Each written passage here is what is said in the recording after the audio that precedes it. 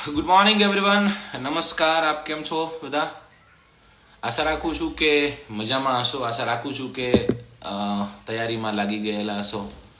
અને આપ જાણો છો એવી રીતના આજ સવારમાં જ તે આમ તો ડિસેમ્બરની રાહે હતા કે ડિસેમ્બરના પહેલા અઠવાડિયામાં પહેલા સપ્તાહમાં કદાચ ભરતી ડિક્લેર થાય, બરાબર. પરંતુ આપણને એક દિવસ વહેલી ક્યાંક સરપ્રાઈઝ મળી છે, રાઈટ. પહેલાં તો જેટલા પણ લોકો જોડાયા છો બધા જ લોકો શેર કરી દો આ સેશનને, બરાબર. તમારા વિદ્યાર્થી મિત્રો સુધી જે તૈયારી કરે છે, રાઈટ, એવા તમામ વિદ્યાર્થી મિત્રો સુધી આ સેશનને શેર કરી દો ફટાકથી, બરાબર. એટલે લોકો ઝડપથી જોઈન થઈ જાય, બરાબર ને. પછી આપણે આગળ વધીએ.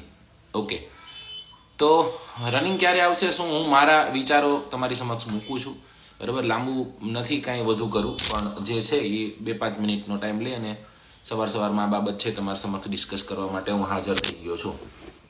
જેવી રીતના આપ જોઈ રહ્યા છો, પોલીસ રિક્રુટમેન્ટ, બરાબર. 858 PSI. કેટલા? 858 PSI છે. બહુ મોટી ભરતી કહેવાય. 12,773 કોન્સ્ટેબલ, બહુ મોટી ભરતી કહેવાય. સમજાઈ ગયું? હવે આમાં 2 પ્રકારના લોકો આવશે.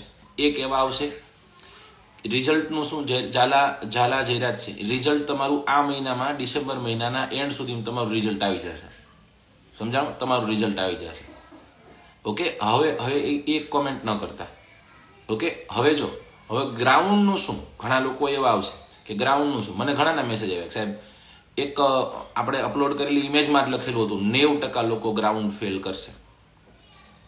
90% લોકો ગ્રાઉન્ડ ફેલ કરશે એવું લખેલું એક ભાઈની કોઈ ભાઈની બેનની કોઈની કોમેન્ટ હતી.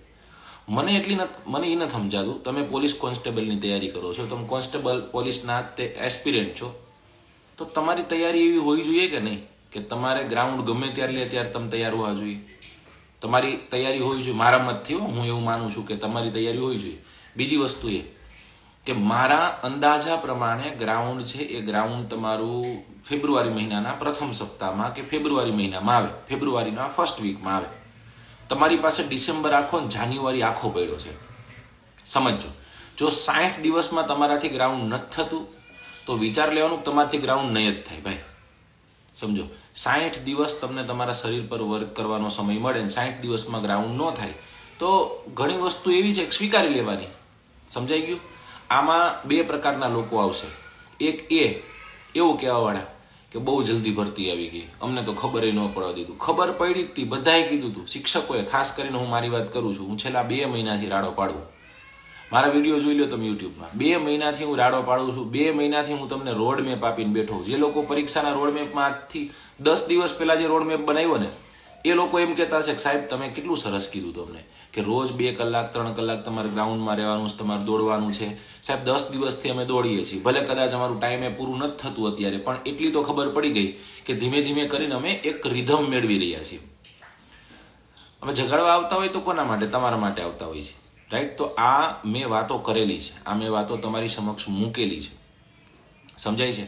એટલે જેટલા પણ વિદ્યાર્થીઓ છો, હજી તમને કહું છું, જે ખરેખર એસ્પિરન્ટ છે પોલીસના, 2 પ્રકારના લોકો હશે. એવા લોકોથી ક્યાંય ભ્રમિત ન થતા કે જે તમને ક્યાંક ખોટે માર્ગે દોરવે કે ભાઈ 2 મહિનામાં ન ભેગું થાય, 2 મહિનામાં અસલ ભેગું થઈ જાય, સરસ રનિંગ તમારું થઈ જાય. તમારી ડાયટ પર તમે ફોકસ કરો, તમે તમારા જમવામાં ફોકસ કરો, લિમિટેડ સોર્સ બનાવો કે આટલું જ જમવાનું છે, પ્રોટીન વધુ લ્યો, કાર્બ્સ ઓછો લ્યો. સમજાણું? બરાબર. આવી રીતના એ જે ટૂંકમાં થતું હશે, જે રીતના જે એક પેલું બનવું જોઈએ, એક ડાયટ શેડ્યુલ બનવું જોઈએ, એ સ્ટ્રિક્ટ ડાયટ શેડ્યુલને ફોલો કરો. સમજાણું? અને બીજી વાત, હવે આવી ગયું છે તો કદાચ તમારું રનિંગ જેવી રીતના મેં આપને પહેલેથી કીધું છે, મને લોકોએ ખોટો પાડ્યો હતો, પણ ખોટો સાચો થવા માટે હું આવ્યો જ નથી. પણ હું એમ કહું ફેબ્રુઆરી મહિનામાં કદાચ તમારું રનિંગ આવી જાય, તમારી પાસે 60 દિવસો છે. હવે 60 દિવસો છે, 60 દિવસોનો મતલબ ક્યાંક તમે એક્સાઇટમેન્ટમાં આવી જાઓ કે ત્યાં ક્યાંક તમે ડિપ્રેશનમાં આવી જાઓ કે ક્યાંક તમે એન્ઝાઇટીમાં આવી અને આજથી વધુ રનિંગ કરવા માંડો, 2 જગ્યાએ 3 ટાઈમ દોડવા માંડો. એવું નથી કરવાનું. સમજો, એવું નથી કરવાનું. શરીરને એટલું બધું કષ્ટ નથી કરવાનું. બસ મેન્ટલ ટફનેસ રાખજો. ખાલી જ્યારે પણ રનિંગ કરવા જાઓ ત્યારે દોડો છો તમે તો સારું એવું જોગિંગ કરો, પછી દોડો, બરાબર. રનિંગ પછી પાછું જોગિંગ કરો, સ્ટ્રેચિંગ કરો. સમજાઈ ગયું? સ્ટ્રિક્ટ ડાયટને ફોલો કરો. ઓકે, કદાચ તમે રનિંગ કરો છો, સવારે રનિંગ કરો છો તો રાત્રે વોકિંગમાં તમે નીકળો. આવી બધી વસ્તુઓ શું કરશે ખબર? રોજ તમે એટલીસ્ટ હું તમને એટલું કહું છું, તમારે એવી ટેવ પાડવાની છે કે એક વખત શરીર ચાલતું થઈ ગયું એટલે 30 મિનિટ ચાલવું જોઈએ. રનિંગ કરો છો તો 30 મિનિટ, વોકિંગ કરો છો તોય 30 મિનિટ, બરાબર. વોકિંગ કરતા હોય ને તોય 30 મિનિટ રાખો, પણ 30 જ મિનિટ રાખો, એમ સમજાણું. 30 મિનિટ એનાથી થશે શું? એનાથી એક માહોલ ક્રિએટ થશે, સમજાણું. એક માહોલ ક્રિએટ થાય છે. કેવો માહોલ ક્રિએટ થાય? હું 30 મિનિટ તો ભાઈ મારી સ્ટેમિના છે હાલવાની, દોડવાની, ભલે ધીમે ધીમે પૂરું થાય કે નથી થતું, પણ મગજમાં એક વસ્તુ પહેલા સેટ કરો. આપણે શું કરશું? આપણે રેગ્યુલર વોકિંગ કરશું, રેગ્યુલર આપણે થોડું થોડું જે રનિંગ થાય આપણે કરશું, પણ મૂકશું નહીં. સમજાઈ ગયું? અજડાઈ જરાય કરતા નહીં. કેમ કે અજડાઈ કરવાથી શું થાય? અજડાઈ કરવાથી માત્ર ને માત્ર શરીરને નુકસાન થાય. તો શરીરને નુકસાન થાય એવું પાછું આપણે નથી કરવું, રાઈટ? શરીરને નુકસાન થાય એવું આપણે જરાય કરવાનું થતું નથી. ઓકે, જો અહીંયા મેં આ રિક્રુટમેન્ટ છે, રિક્રુટમેન્ટનો ફોટો તમારી સમક્ષ મૂક્યો છે, બરાબર. તો આ ફોટાથી આપને જાણ થઈ ગઈ હશે, આ તમારી સુધી પહોંચી ગયો હશે. સવારમાં એકદમ ગરમા ગરમ આ ફોટો આવેલો છે, બરાબર. અને આપ કદાચ જાણતા જ હશો કે સવારમાં ઘણાની નીંદર ઉડી ગઈ હશે. કેમ નીંદર ઉડી ગઈ હશે? તો કે સાહેબ સ્વાભાવિક છે કે એસ્પિરન્ટ હોય, જે તૈયારી કરનારો હોય, ભરતી ડિક્લેર થાય તોય તે બટરફ્લાય થાય પેટમાં, સ્ટમકમાં બટરફ્લાય થાય. આની બરોબર છે, એ થવાય જોઈએ, રાઈટ. પણ ઓવર એક્સાઇટેડ ન થઈ જતા. બસ તમારી રીતના તમારી મહેનત પર ફોકસ કરજો, બરાબર. તમારા પર વિશ્વાસ રાખજો. કેમ કે કોઈ પણ વસ્તુ માટે જો તમને 2 મહિનાનો ટાઈમ મળે ને, તો મને એટલી ખબર પડે કદાચ લેખિકને 2 મહિનાનો ટાઈમ મળ્યો હોત ને તોય ભેગું થઈ જાય, અને કદાચ રનિંગને 2 મહિનાનો ટાઈમ મળ્યો હોય ને તોય ભેગું થઈ જાય. આને ખાલી એક સારા એવા વિઝનથી કઈ રીતના દોડવું એ તમારે જોવાનું છે. ઓકે, તો હવે રનિંગ છે, એ રનિંગ સરસ એવું સ્ટાર્ટ કરીને દોડવા લાગો. જેટલા પણ લોકો જોડાયેલા છો બધા જ લોકોને કહું છું, ક્યાંય મૂંઝાવ તમે તારે અહીંયા મેસેજ કરી દેજો, બરાબર. આખી આપણી ટીમ અહીંયા રહેતી હોય છે, બરાબર. એ તમને રિપ્લાય કરી દેશે, રાઈટ. લેખિત ક્યારે આવશે? લેખિત એના તમે 3 મહિનાની ગણતરી રાખો. ટૂંકમાં આ 2026ના એન્ડ સુધીમાં તમારું બધું ખતમ થઈ જાય અને તમને બોલાવી લે, જેવી રીતના પહેલા અમને બોલાવ્યા. કદાચ એવું પણ બને કે બેન ભેગા બોલાવે, રાઈટ. ઓકે, એટલે સંભાવના, જો ઘણી વાતો હતી, ઘણા લોકો કે સાહેબ, મારા મિત્રો, મારા કલીગો ઘણા એમ કહેતા હતા કે ઝાલા કઈ રીતના એમ પોસિબલ બને કે રનિંગનું ગ્રાઉન્ડ છે એમાં તો એ લોકો ટ્રેનિંગ કરાવવાના હોય. તો મેં કીધું ટ્રેનિંગ વાળાને 1 મહિનો લેટ બોલાવે. ટ્રેનિંગ વાળાને 1 મહિનો લેટ બોલાવીએ કે ન બોલાવી શકે? તો કે રનિંગ તો 2 મહિના સુધી ચાલે, વધારે 1-2 ગ્રાઉન્ડ વધારે ખોલી, બરાબર, અને કદાચ ટાઈમે લઈ લે એવું બને. સમજાય? પોસિબિલિટી તો બધી છે. કઈ રીતના પોસિબલ કરવું એ હવે સરકારનું કામ છે. આપણું કામ શું? હવે મહેનત કરવું છે. ઓકે, તો કોઈ નહીં, ચકદે પટે. અને કાલે પાછા આપણે લાઈવ થશું. કાલે હું સવારે ફરી એક વખત તમારી સમક્ષ લાઈવ આવીશ.